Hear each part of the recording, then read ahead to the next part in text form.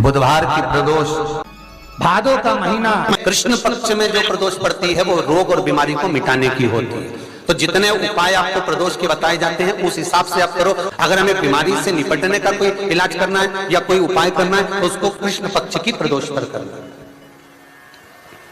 बुधवार की प्रदोष, भगवान शंकर ने माता पार्वती से कहा था, पार्वती जब मनुष्य रोग से ग्रसित होगा, यह मानव का शरीर जब रोगों से घिर जाएगा, तब तेरे फेंके हुए कुंदुक नाम का अगर वो स्मरण करेगा और कुंदकेश्वर का नाम लेकर एक लोटा जल लाल चंदन मिलाकर मेरे शिवलिंग पर समर्पित करेगा तो वो रोग से मुक्त हो जाएगा।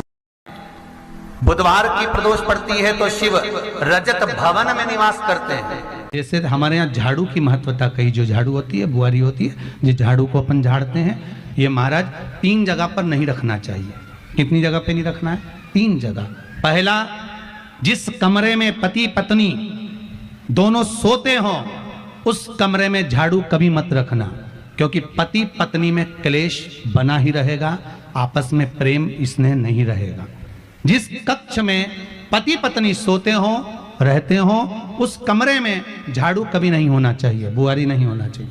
दूसरा, जिस कक्ष में हॉल में लोग आकर बैठते हों और वहां कोई सोफा सेट लगा हो, कोई पलंग लगा हो, उस पलंग के नीचे, उस सोफे के नीचे झाड़ू नहीं होना चाहिए। सास और बहू का संबंध अच्छा नहीं रहता, विवाद होगा ही, ये पक्का है। तीसरा, अन्नपूर्णा का स्थान जहां पर भोजन बनता है, आप भोजन करते हो, रसोई घर में झाड़ू नहीं होना चाहिए। कारण बच्चों में क्रोध आएगा, चिड़चिड़ प्रवृत्ति बनी रहेगी और बेटा और बेटी संबंध आप करना चाहते हो समाज में, और बच्चे गलत जगह पर संबंध करने के लिए आतुर रहेंगे। इसलिए रसोई घर में बुआरी झाड़ू नहीं होना चाहिए। बुधवार की प्रदोष कामना की पूर्ति करते हैं। श्री शिवाय नमस्तुभ्यं। 3 तिथियां, पहला प्रदोष, दूसरी शिवरात्रि और तीसरे नंबर पर आती है सोमवार की अष्टमी। ये 3 तिथियां ऐसी हैं जिसमें 2 बूंद भी दूध अगर हम शंकर भगवान को समर्पित करते हैं तो अपना घर बच्चों की किलकारियों से कम नहीं होता, वो भराता ही है, वंश बढ़ता ही है। वंश बढ़ाने का एक सर्वश्रेष्ठ तरीका में कहा कि जब धन कम हो, संपदा कम हो, व्यापार नहीं चल रहा हो, बहुत कष्ट, बहुत तकलीफ की जिंदगी निकल रही है,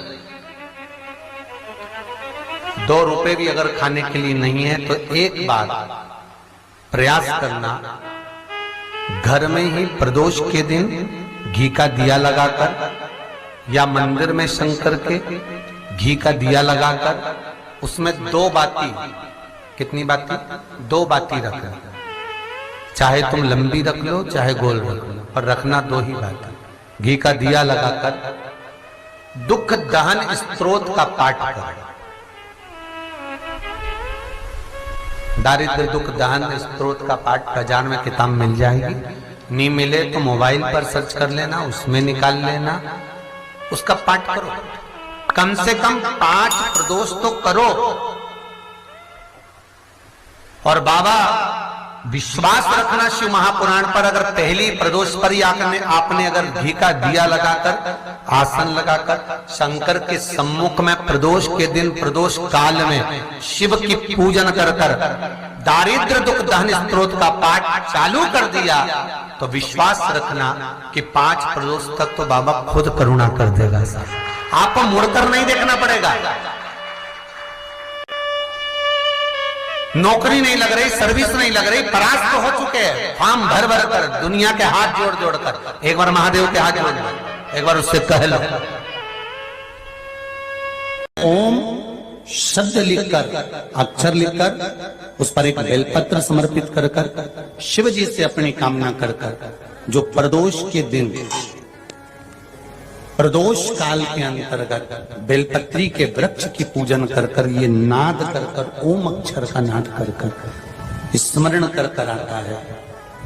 ज्यादा से ज्यादा कहेंगे तो 4 दिन 5 दिन में या 6 दिन में मेरा देव अधिदेव महादेव जो समस्या और टेंशन जिंदगी में चल रहा होता है उससे थोड़ा बहुत तो निजात मेरा देव अधिदेव महादेव उसी समय करना प्रारंभ कर। वस्तु दोष हो गया, काल सर्प दोष हो गया, एक बीमार पड़ता एक ठीक होता, फिर बीमार पड़ता फिर ठीक होता, फिर बीमार पड़ता फिर ठीक होता। शिव महापुराण की कथा कर रही है, शंकर भगवान का चरित्र कर। कृष्ण पक्ष में जो प्रदोष पड़ती है, एक पीपल के पत्ते पर कनेर का पुष्प अपने घर के अंदर रख लीजिए प्रदोष के 1 दिन पहले, और प्रदोष वाले दिन उसको बहते हुए पानी में डाल दीजिए। जिंदगी में तो तुम्हारे यहाँ तकलीफ चल रही है, एक उठ रहा है, एक बैठ रहा है, एक बीमार पड़ रहा है, एक ठीक हो रहा है, फिर बीमार पड़ रहा है, फिर ठीक हो रहा है, ये ठीक हुआ, फिर इसको हो गया, फिर इसको कुछ हो गया, फिर किसी को कुछ हो गया, अर्थात शिव का नाम लेकर। और फिर ध्यान देना, इस क्रम को करने के लिए आपको तुम रुकेश्वर महादेव का नाम लेना। जिस प्रदोष व्रत का हम वर्णन करते हैं, जिस प्रदोष के दिन का आपको बधाई कल हमने दी थी कि प्रदोष की आपको बधाई हो, प्रदोष शाम का जो समय होता है, प्रदोष काल जो होता है, उसका वर्णन जब हम करते हैं, ये प्रदोष की पूजन का विधान किसने बनाया, ये प्रदोष की पूजन का नियम किसने बनाया, ये प्रदोष की संध्या काल का, प्रदोष के समय का पूजन का विधान कौन बनाया, ये प्रदोष के समय पर एक बेलपत्र चढ़ाने का विधान किसने बनाया, प्रदोष के समय पर एक समीपत्र चढ़ने का विधान किसने बनाया, प्रदोष के समय पर अगर मान लो कोई भिखारी से भिखारी व्यक्ति भी है जो ठेला चला रहा है, उसके पास में खाने के लिए कुछ नहीं है, फटे कपड़े पहन रहा है, उसकी जिंदगी में कुछ भी नहीं बचा और कर्जे में लदालूम हो गया, एक चावल का दाना अगर वो प्रदोष के दिन, प्रदोष काल में शाम के समय पर शंकर के शिवलिंग पर चढ़ा देता है तो 3 या 4 प्रदोष में उसका कर्जा चुकना प्रारंभ हो जाता है। प्रदोष का विधान इतना ये प्रदोष का वर्णन करा किसने, इतना प्रदोष की महत्वता बताई किसने, कौन करे इतना वर्णन। अगर प्रदोष की महत्वता बताने वाला कोई है, इसीलिए मेरे शंकर भगवान माता सती को लेकर कुंभज ऋषि के यहाँ, अगस्त ऋषि के यहाँ कथा सुनने के लिए गए थे, क्योंकि उनके बराबर कोई शंकर के महत्व को बता नहीं सकता और प्रदोष के महत्व को नहीं बता सकता।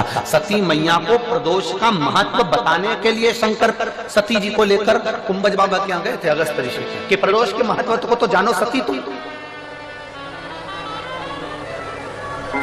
तुम प्रदोष के महत्व को तो सती जानो, तुम प्रदोष के महत्व को तो सती पहचानो कि प्रदोष का महत्व क्या होता है, प्रदोष काल का महत्व क्या होता है, प्रदोष के समय का महत्व क्या होता है। जिस समय पर सूरज डूब रहा हो,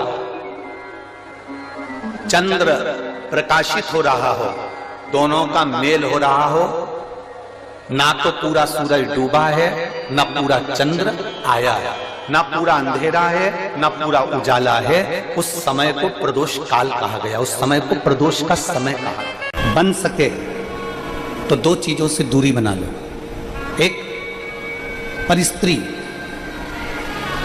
और दूसरा पर धन। पराई स्त्री और पराया धन व्यक्ति को कब बर्बाद कर देता है उसको खुद भी मालूम नहीं पड़ पाता है। 4 बातों को अपने अंदर उतार लो तो 4 वेद के अध्ययन का लाभ आपको मिलने लगेगा। पहले नंबर पर है समझदारी, दूसरे नंबर पर है जवाबदारी, तीसरे नंबर पर है वफादारी और चौथे नंबर पर है ईमानदारी। ये 4 बातों का जो अध्ययन कर लेता है, 4 वेद के अध्ययन का फल प्राप्त। शंकर भगवान ने कहा जब प्रदोष काल हो, शाम का समय हो, उस समय पर बेलपत्री, पीपल और आंवले के नीचे लक्ष्मी तो कुछ देर के लिए विराजमान हो जाना। जो तेरे इन वृक्षों के नीचे शाम को दीप लगाने आए उसके घर तो पीछे पीछे चली जाना, बस इतनी कृपा कर देना। तो महाराज प्रदोष के दिन, प्रदोष काल में बेलपत्री के पेड़ के नीचे एक जो पत्ता आपके पास में हो, पान का मिल जाए तो पान का, पीपल का मिल जाए तो पीपल का, बेलपत्र का मिल जाए तो बेलपत्र का, उस पत्ते पर मात्र थोड़ा सा शहद और 7 दाने चावल के रखकर घी का दिया लगा दो महाराज, और थोड़ा सा जल हाथ की अंजलि में लेकर भगवान देवाधिदेव महादेव का स्मरण कर कर कि इस बेलपत्री के वृक्ष के नीचे माता लक्ष्मी, पार्वती, सरस्वती विराजमान है। इसी बेलपत्री के पेड़ के नीचे मेरे देवाधिदेव महादेव का 12 ज्योतिर्लिंग का स्वरूप प्रकट है, उनका स्मरण कर कर जल चढ़ा दीजिए। और उसका स्मरण कर लो जो चिड़चिड़ प्रवृत्ति करता हो, क्रोध करता हो, जिसको बोलने का भान नहीं होता हो, सम्मान नहीं देता हो, आप शब्द कहते हो, उनका स्मरण कर कर आप छोड़ेंगे, एकदम एक प्रदोष करेंगे, दूसरे प्रदोष तक तो आपको कोई दिक्कत ही नहीं है। 2-3 प्रदोष कर कर देखिए, बाबा कृपा करें। बच्चों को पढ़ने का कह रहे हो, पढ़ने बैठो पढ़ने बैठो पढ़ने बैठो पढ़ने बैठो, तो एक आध प्रयास बच्चों के लिए भी कर लिया करो कि भाई ठीक है, बच्चे लोग विद्या में प्रबल होंगे।